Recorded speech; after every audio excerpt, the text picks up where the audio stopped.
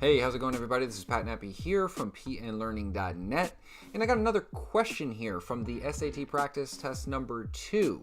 I dug this one up. It's no longer available on the College Board website, so I figured I would go over these questions, at least the math questions anyway, and give you guys the quickest possible solutions that I can think of.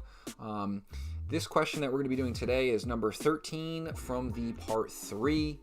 And just as a reminder, the part 3 is a no calculator section. Let's take a look at the problem. Here's number 13. It says, what is the sum of all values of m that satisfy the quadratic equation 2m squared minus 16m plus 8? Okay, so there's a lot of ways you can go about doing this. You could try to solve for m. I've tried doing that in the past. I used to teach it that way in the past, and it takes a lot of time. Then once you solve it, you're going to get a complex root, and then you got to add those roots together, and it just takes a lot of time. So we have a quadratic equation that's set equal to 0, and that means that our solutions for m, they're going to be called the roots of this quadratic. And there is a little expression that helps us find the sum of the roots very quickly. Not everybody will probably have heard of this expression or this trick in their high school classes, but if you've got a really good math teacher, I'm sure that they may have shown you this trick. The roots of a quadratic equation are always going to add up to this expression, negative b over a. So really all we have to do is plug b and a into that equation. So a is 2, b is negative 16, and of course c is 8. We don't really need c, but I figured I would just run through that really quickly for those who might have forgotten. And so all we have to do is just plug these numbers in, right? We have negative, and then we have b, which is negative 16, over a, which is 2, and we just have to simplify this expression.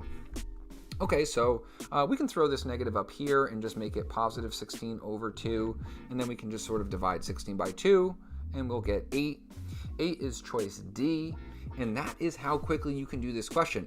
But it's going to require you to know that the sum of the roots of an equation equals negative b over 2a. This is, again, the sum of the roots of a quadratic. Okay, so that's it for number 13. If you can think of a quicker way of doing it than that, I would really be interested in knowing, so leave me a comment. If you found this video helpful, definitely leave me a like, a subscribe, or share this video with somebody else you know who's going through SAT prep and the math section. As a reminder, I also offer one-on-one and group SAT prep at my website, PNLearning.net. We would meet virtually just like this, and I can give you that sort of individualized attention that a lot of students need. And by the way, I do it much cheaper than anyone else out there.